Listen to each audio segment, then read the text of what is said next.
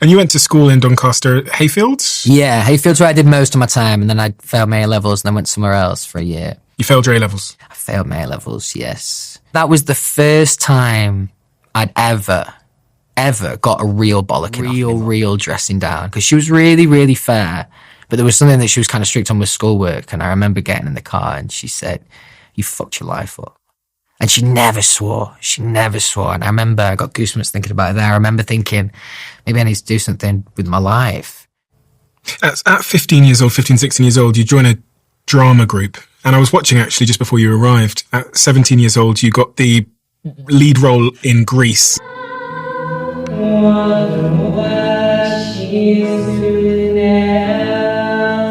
The foundations were set and you ultimately at 18 years old decide to go and audition?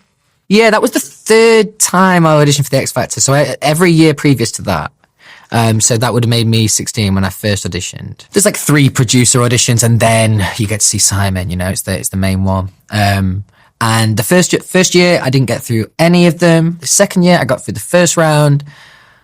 And then for a final time I said to myself, well, I'm going to give this one more shot. Because that was another thing at that age. It's one thing saying you're resilient, and I do think I am, but it's a lot easier to be resilient at that age as well, definitely. It's really surprising that someone would go to X Factor once, be rejected essentially, go again, not make it, and then go again without having their self-esteem or their confidence knocked to the point where they go, I'm not going to go through that again. Because every time you got to come home, you got to tell your friends and family, it didn't work out. Yeah, well, the first year I can remember it being utterly crushing. Like, I'd not really had real rejection at that point. I hadn't really experienced that kind of thing. The second time I went was even more challenging because I went with what I'll describe as like the hottest girl at school at the time, right? So she's also a singer. We got talking like months ago. Turns out she wants to audition for the X Factor as well. I'm like, well, let's go together, thinking this could be like a smart little play.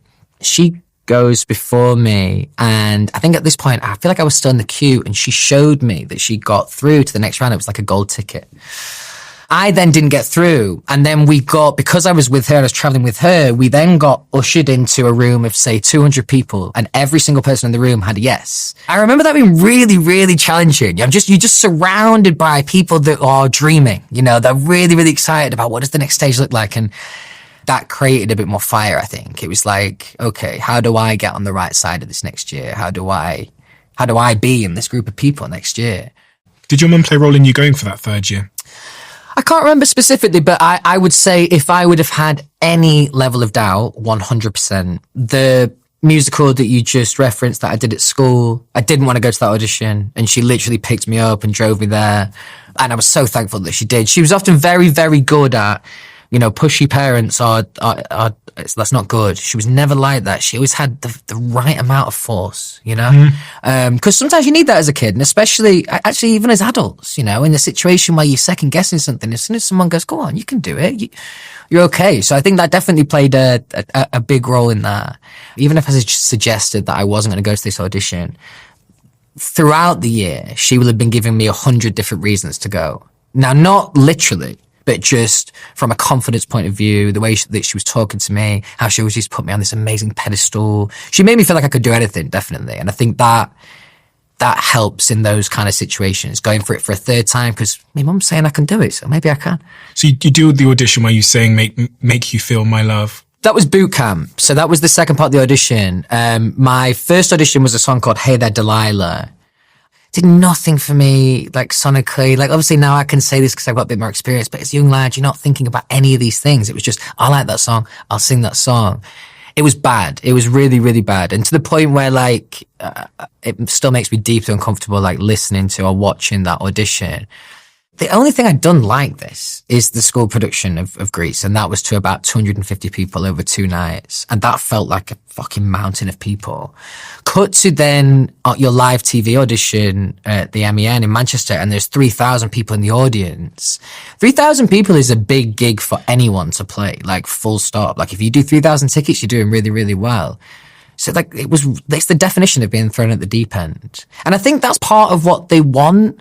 But it's not going to yield the best results from everyone. Some people it is, but I just remember feeling like a fucking deer in a headlights, like really, really shaky, like really, really, just felt really, really uncomfortable. I just wanted the ground to swallow me up. I'd never been in a situation where I was quite a confident young lad, so it wasn't very often I'd even been out of my comfort zone like that. And I just felt like a deer in the headlights, definitely. Am I right in thinking that they probably had the idea to construct a band much sooner than... They must have done. You they know must what I mean? have done. Knowing Simon, I will have had these conversations with him in the past, but can't remember now. But knowing Simon, yeah, I think, you know what he's like, right? He will have had that in his mind for at least for the year before. He loves a boy band as well. He's got a track record. Yeah. They make him a lot of money. And so you come third on the X Factor as a band when you were put together, and then you signed at 19 years old to Simon Cowell's Psycho Music. And it's crazy because when I think about you signing at 19 years old and I think about what happened in the preceding 5 or 6 years, I mean, it is crazy. It's only now, outside of being in One Direction, that I actually have a little bit of a concept of what happened, and even, you know, the craziness of it, because nobody has any context to it before it happens. So we definitely, we felt like things were going really, really well. But we also, there will have been part of us, especially in that first year, of just assuming this is what, you know, success looks like. You know, a successful artist does these things. And the first moment that I remember distinctly, actually, that I realized that maybe this was bigger than, like, let's say, like the average thing at the time, we got booked on a support gig with a Disney band called Big Time Rush. And before that tour show, our manager, but our like senior manager, the kind of guy you only see, you know, like 6 gigs a year, and it just happens to be Vegas and LA and all the best places in the world, you know.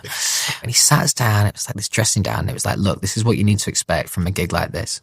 I expect people to only know the singles, and even if they know the singles, you know, like that's a real win. They're not going to know the words to the album tracks.